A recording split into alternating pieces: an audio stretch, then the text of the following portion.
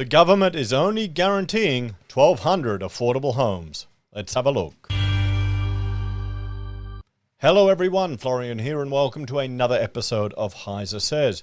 Grab your stein of coffee while I'm out at the moment. But I want to have a look at this article from AAP discussing, well, the number of affordable homes that the government is guaranteeing for each state or territory. Now we're all well aware there is a housing crisis. Rents are going through the roof. Housing affordability it's frankly just a nightmare. Times and privileges of previous generations don't exist anymore. Now you're going to have to work a lot harder, a lot more, and both of you, to even get a chance at owning a home these days. And we have more and more people calling for more social housing and more government housing. But let's look at this one, because we're not talking a lot of houses here, guys. We're not talking a lot. Sure, it's 1,200. But wait till you hear the time frame. It's atrocious. It really is atrocious. So, state and territories guaranteed 1,200 affordable homes. Every state and territory is set to receive a guaranteed 1,200 affordable homes across the next 5 years. 5 years. So what's that? 250 over the next 5 years. Let me do the divisions. 1,200 divided by 5. 240.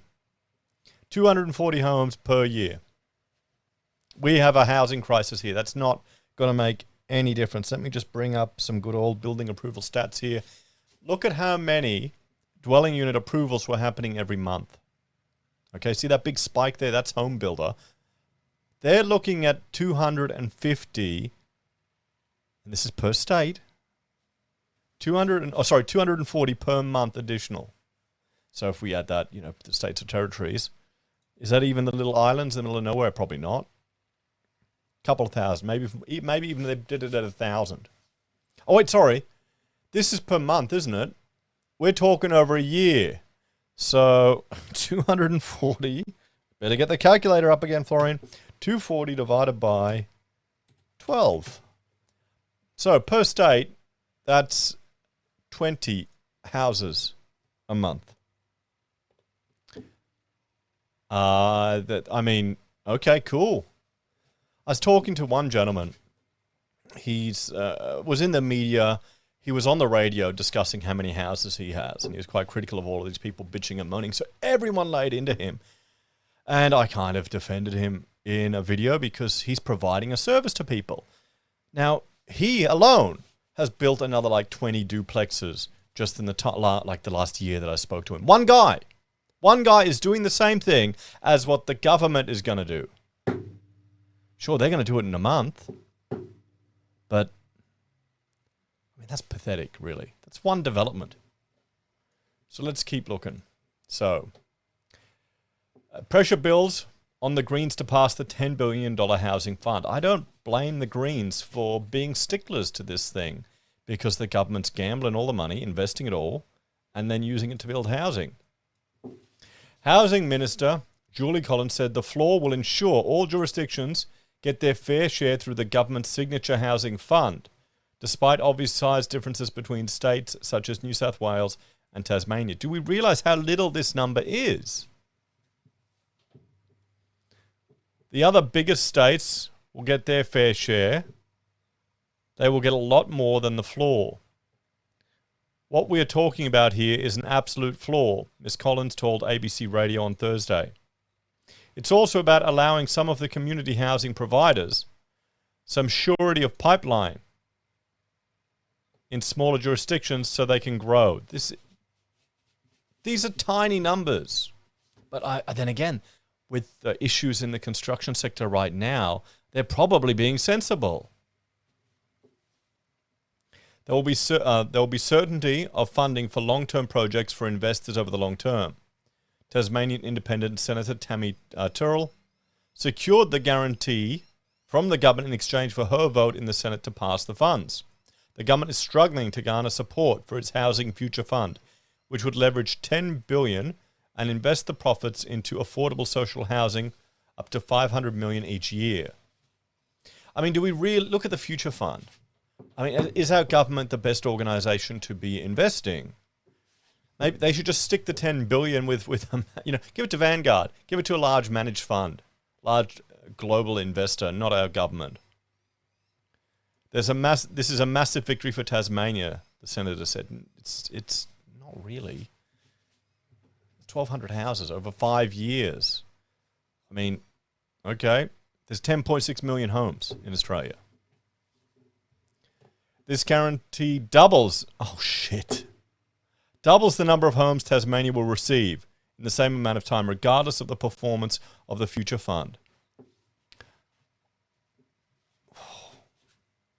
I mean, I think now we realise. I love it how people bitch and moan and blame the federal government about public housing. It's a state issue. The states are the ones that should be dealing with it. They have enough money to waste on other things. The opposition said it would not support the bill, arguing it would be inflationary and add to interest rate hikes due to the amount of money that will be needed to be borrowed to float the fund. The two Tasmanian Jackie Lambie Network senators now support the bill, but the Greens continue to hold out in the hope of securing more investments and a rent freeze. They want that rent freeze. And we've looked at, in the past here on the channel, the implications of rent caps. Just look at Ireland. Look at what happened in Ireland, how many people left the industry. Now, providing accommodation to people with rental property is a service.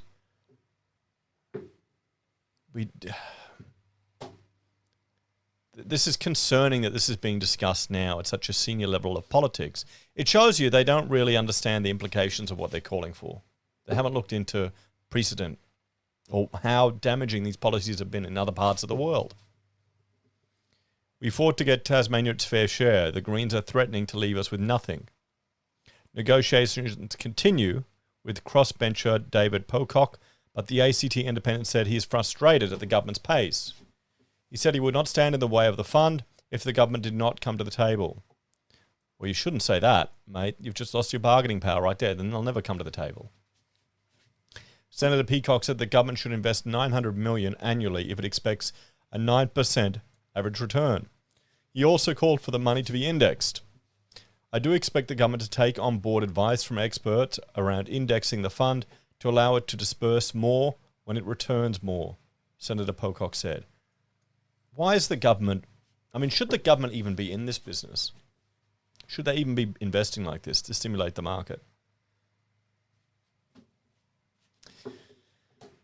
He said the 1,200 figure would not make a huge dent in the nation's capital, with the ACT set to lose 1,056 National Rental Affordability Scheme properties when it finished in 2026. This is not a huge net gain for us, the senator said. The starting point for me has been the scale. This $10 billion fund is not up to the scale of the housing challenge we see. Analysis from the government shows the coalition's major housing financing corporation disproportionately funded larger states. New South Wales received almost 60% of the pool, some $1.766 billion, across the 4 financial years, while Victoria received 28%. Queensland and South Australia received 4%, Western Australia and Tasmania got less than 3%, Northern Territory and ACT got nothing. The federal, state and territory housing ministers met in Canberra on Wednesday and discussed measures to increase affordable housing stock and take pressure off renters. 200 houses a year in each state ain't going to make any difference. All ministers signed a letter to federal senators urging them to support passing of the housing fund, including the sole Liberal minister, Tasmania's Guy Barnett. So there we have it. So let's have a bit of a talk about this one, everyone.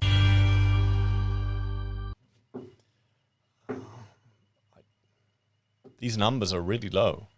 This isn't a significant amount that's going to make a dent in the market, honestly. How many developments go up with 200 apartments in them? They don't crash the entire market, do they? Not at all. They may not be the smartest thing to invest in when you're competing with 200 people in it to sell or to rent. But damn, these are not big numbers. And this is the huge big policy of the Labor Party to address housing affordability. I'm really hoping the fact that they're having discussions from federal down to council is going to get some new policies and new ideas out there, because this feels very tokenistic. I don't think it's going to address any of the issues. But we also have to appreciate the fact that how many houses could actually be built, particularly if the federal government tries to flood the sector with money. Look at what happened with home builder, how it overheated the sector now. And now we're seeing builders going bust left, right, and center. It's not an easy solution. It's not going to be solved within one election cycle. And I don't even know if these type of approaches are the smart way to do it. This is just more of the same. Honestly, it's just more of the same. You need to look at changing legislation. Here's one suggestion that Rachel keeps harping on about. Harping, that's probably not the right word to use for my wife complaining about something, but anyway, it's the tiny homes. People are using tiny homes to get around legislative restrictions in the building code. We need to start regulating these things and adjust the building code to incorporate the construction of these smaller houses. Because, I mean, look at some of them where they put them illegally in bushfire areas. That's going to be really dangerous. What about the tie down if there's a heavy wind? Anyway, guys, let me know your thoughts and opinions on this one. What do you reckon? Do you think these 1,200 houses will make a difference? As always, thanks for watching. Check out Heise BIM or Heise Does. And if you're a fan and enjoy the content I discuss here, you can support us on YouTube or Patreon, use our referral links, buy our pocket squares, or call us if you need an architect. Take care, have a great day, and I will see you all next time. Bye for now.